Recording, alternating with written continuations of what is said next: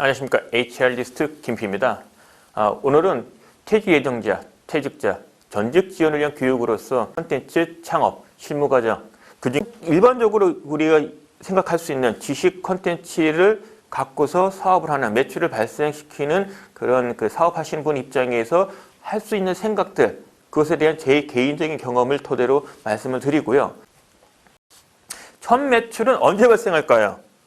만약 여러분들이 지금 SNS 채널도 있고 브랜드도 있고 상품과 서비스가 있어요. 근데 오픈됐어요. SNS 채널에 올라가 있습니다. 자, 오늘 올렸다 치자고요. 5월 1일 날 올렸다 치자고요. 그러면 언제쯤 매출이 발생이 될까요? 내일 당장? 뭐 그럴 수도 있고요. 제 개인적으로 그 경력 중에는 유통업체, 신세계백화점, 그 다음에 홈플러스, 미국의 코스트코, 그래서 그 백화점, 그 다음에 할인마트, 그 다음에 뭐 창고형 회원제 할인점이라고 그러죠. 코스트코. 15년간 유통 쪽에 있었는데요. 판촉, 광고, 마케팅, 이런 걸 할 때 나름대로 돈을 투자를 합니다. 그리고 뭔가 매출이 발생할 거를 염두에 둬요. 그런 관점에서 이제 마케팅을 하게 되는데, 뿌리자마자 바로 그 양만큼 오진 않아요. 가령 전단지라면, 뭐 지금은 덜한데 전단지라면 0.몇 %. 그 다음에 노출 횟수를 본다면은 원하는 고객한테 100을 뿌리면 그게 반응 보이는 건 1% 언더일 겁니다. 그리고 그 반응도 바로 나오진 않아요.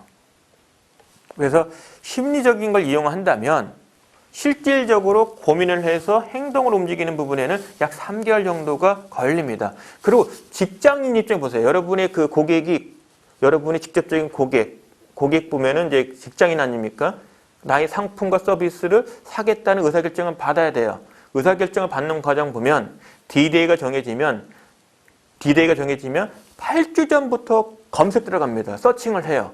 그리고 한 달 전에 컨펌을 해요. 확정이 되는 거죠. 그러니까 1인 사업자 입장에 보면은 내가 노출되는 거는 D-Day로부터 8주 전부터 노출이 되는 거예요. 그리고 정해지는 것은 합시다.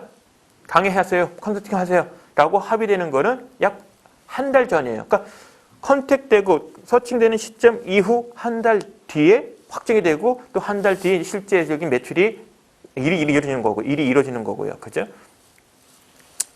그런데 통상적으로 3개월 정도 내가 어떤 새로운 상품에 대한 거 올렸어. 그럼 이 상품이 노출되고 연락 오고 합시다라고 결정을 내면 최소 2개월 정도가 소요된다. 그래서 여유있게 보면 3개월이다. 그래서 지금부터 꾸준하게 계속 홍보 활동한다면 3개월을 꾸준히 한다면 산술적으로 3개월 지나면 그때부터 매일같이 반응이 온다는 얘기죠.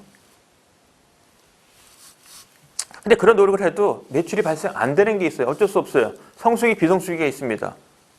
직장인 대상으로 하는 강의라면 비성수기는 휴가철이죠. 7월, 8월. 근데 12월도 사실은 드뭅니다.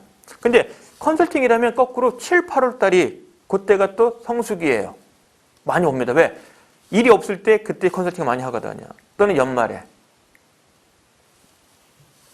그 다음에 계절을 탑니다. 이 흐름이 있어요. 그러니까 여러분이 지식 콘텐츠를 구매하는 고객의 업종에 따라, 고객의 유형에 따라서 요구하는 상품, 이게 계절에 따라 좀 차이가 났을 수 있습니다. 무슨 얘기냐면 신규 입사자를 대상으로 하는 강의, 교육, 그 다음에 승진자를 위한 거,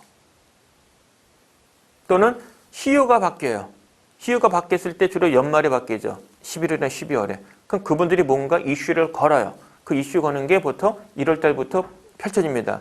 근데 그 전에 새로운 CEO가 되면은 뭔가 조직에 대한 서베이를 해요. 진단과 서베이, 거기에 따른 뭐 솔루션. 주로 이제 컨설팅을 하는 거죠. 그게 대개 11월부터 내년도 뭐 3월까지 요 기간입니다. 그 다음에 연중무휴. 잘 팔리는 그 주제들이 있어요. 가령 강의라면은 보고서 작성, 기획력, 뭐 협상력.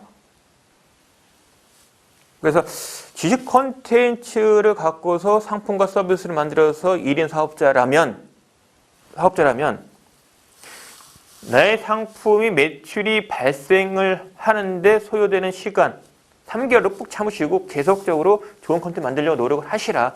그럼 3개월 지난부터는 매일같이 이제 반응이 올 거다. 근데 타이밍을 잘 정할 필요가 있다. 상품을 런칭했는데 하필이면 성수기가 아닐 때 해. 그럼 의미가 없는 거죠. 시즌을 어긋나면은 금방 경기에 밀리는 거죠. 잘 팔리는 콘텐츠라는 부분에 그만큼 진입 장벽이 낮을 수도 있고 높을 수 있는데요.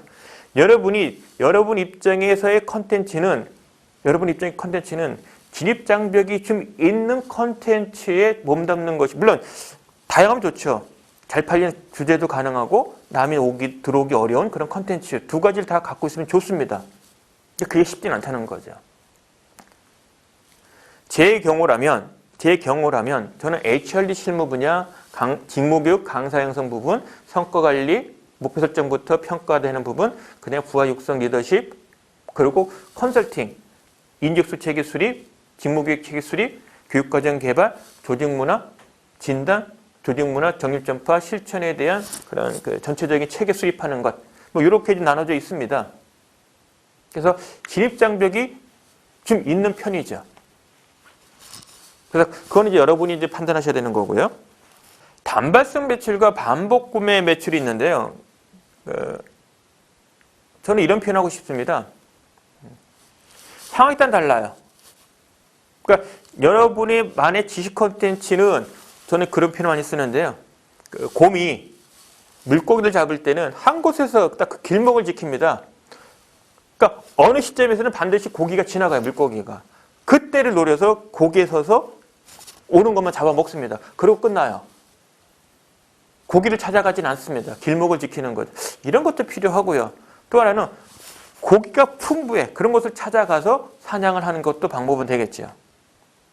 근데 길목을 지키는 거라면 이미 지나갔으니 다시 반복하기는 단점이 있고요. 그러니까 반복 구매할 수 있는 고객, 그런 규제, 그 다음에 단발성 매출 이런 상황이 되면은 컨설팅을 의뢰하는 고객이 반드시 생겨. 뭐 그런 고객 그 유형 그런 걸 노리는 것도 하나의 방법이 되고요. 그래서 포인트는 매출은 내가 완성됐다고 되는 건 아니다. 시기도 필요하다. 시즌도 있다. 상품의 분에 따라 더 다르다. 그리고 단발성 매출도 나쁜 건 아니다. 매년 단발성 매출이 꾸준하게 똑같은 양으로 온다면 그것도 괜찮죠. 반복 구매 오면 그건 더욱더 좋은 거고요.